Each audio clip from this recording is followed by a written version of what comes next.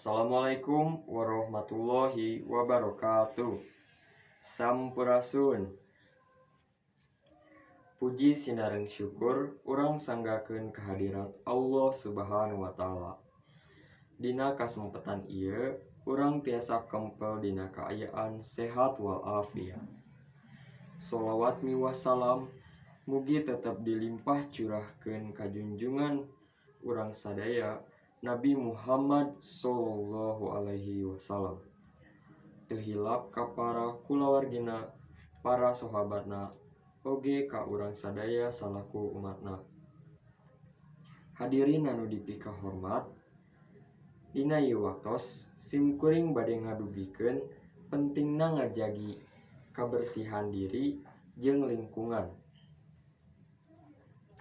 Bersih nyaeta kaayaan teu kotor, bebas tina kotoran.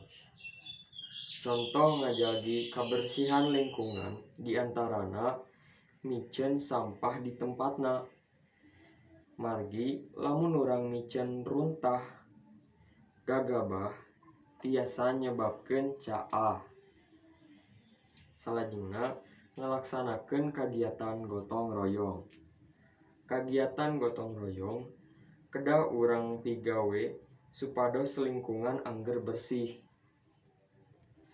Salajengna contoh ngajaga kabersihan diri diantarana ibak, neuk tekan kuku, wawasuh panangan, jeung sajabina.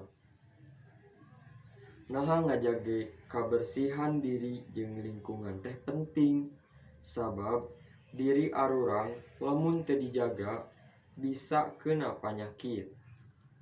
Komo ayeuna mah keur usum panyakit.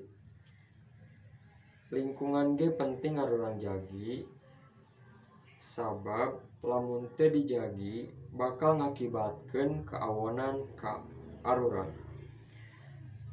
Contona bencana caah anu tos nu disebabkeun sampah dipicen di mana wae. Ku kituna hayu urang ngajaga kabersihan ti ayeuna. Sakitu anu kapihatur langkung saur bahe care. Hapunten anu kasuhun. Wassalamualaikum warahmatullahi wabarakatuh.